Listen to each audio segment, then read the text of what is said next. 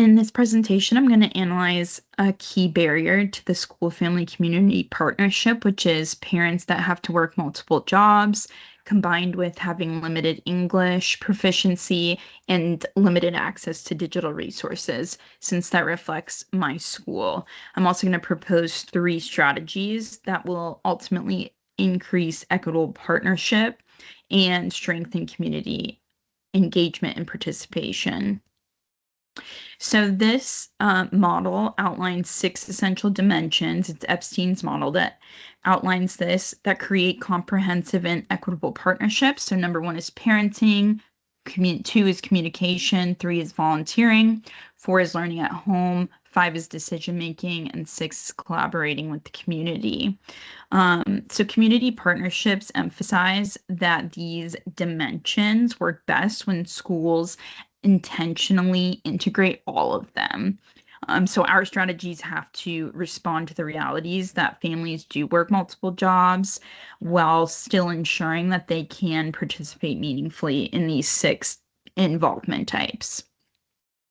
So the most significant barrier at our school is scheduling. So many families work multiple jobs or they work in the evenings, and it makes traditional family involvement like PTO meetings very difficult to attend. So that paired with the linguistic barrier and the inconsistent access to school communication platforms, families feel disconnected from school and decision making. So Epstein makes it clear that when structures do not match families' realities, participation will decline. Not because families are lacking interest, but because schools are not offering these inclusive entry points. Epstein notes that schools must take responsibility for building systems that allow all caregivers to participate across the 6 types of involvement. Leithwood and Lewis also emphasize that effective leadership are going to cultivate relational trust by removing those structural inequities and ensuring that all families can access school information. So when working families cannot participate, the school loses these spheres of influence that Epstein describes.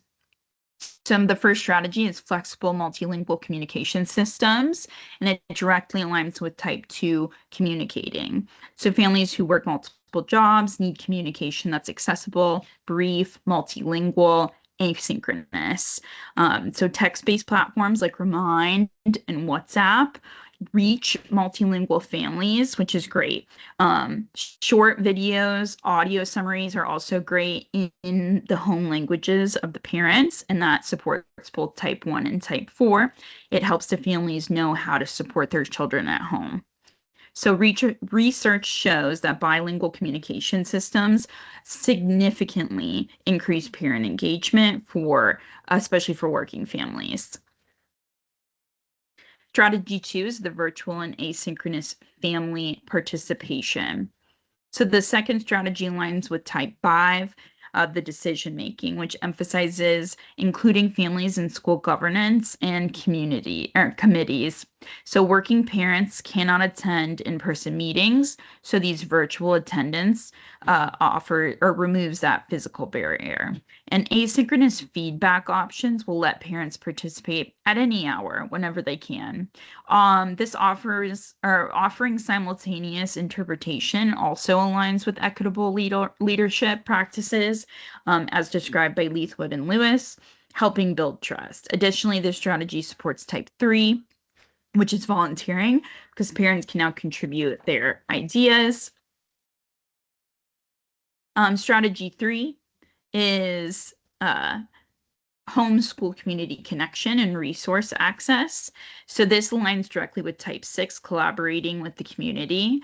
So a bilingual liaison is the recommendation. It will act as a bridge between the schools, the families, and the community organizations. And it's especially important for families who work these non-traditional hours and lack access to services.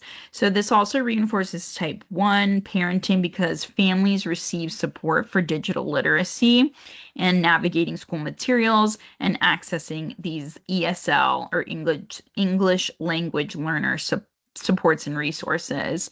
And research shows that family liaisons can dramatically increase participation for multilingual and high mobility families.